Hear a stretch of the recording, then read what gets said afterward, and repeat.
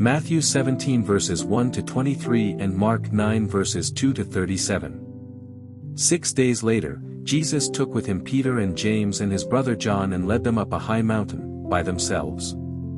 And he was transfigured before them, and his face shone like the sun, and his clothes became dazzling white.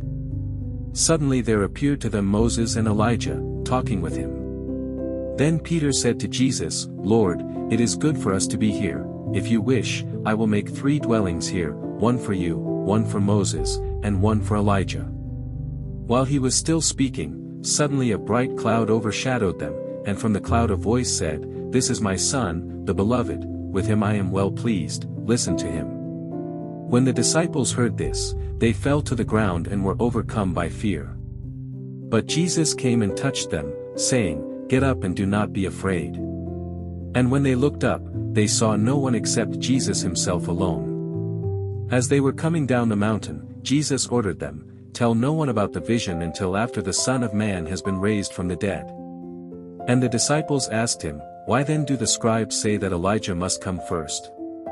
He replied, "Elijah is indeed coming and will restore all things, but I tell you that Elijah has already come, and they did not recognize him, but they did to him whatever they pleased. So also the Son of Man is about to suffer at their hands." Then the disciples understood that he was speaking to them about John the Baptist. When they came to the disciples, they saw a great crowd around them, and some scribes arguing with them. When the whole crowd saw him, they were immediately overcome with awe, and they ran forward to greet him. He asked them, "What are you arguing about with them?"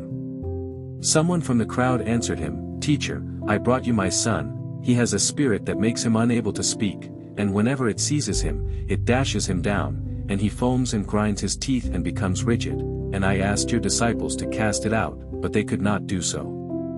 He answered them, "You faithless generation, how much longer must I be among you? How much longer must I put up with you? Bring him to me." And they brought the boy to him. When the spirit saw him, immediately it convulsed the boy, and he fell on the ground and rolled about, foaming at the mouth. Jesus asked the father, "How long has this been happening to him?" And he said, "From childhood.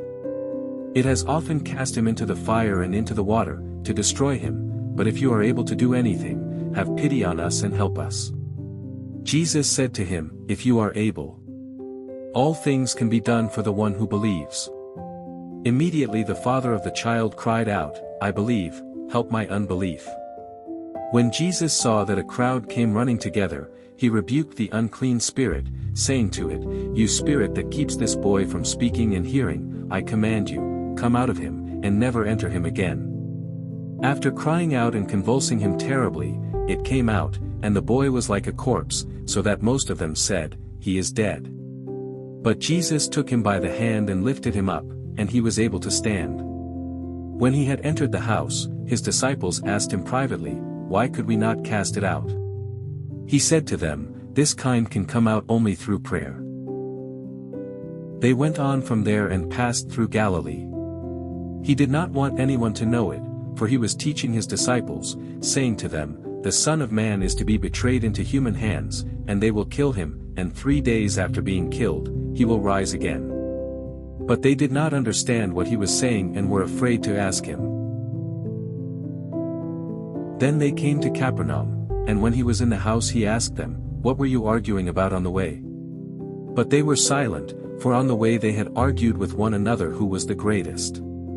He sat down, called the 12, and said to them, "Whoever wants to be first must be last of all and servant of all." Then he took a little child and put it among them, and taking it in his arms, he said to them, "Whoever welcomes one such child in my name welcomes me, and whoever welcomes me welcomes not me but the one who sent me."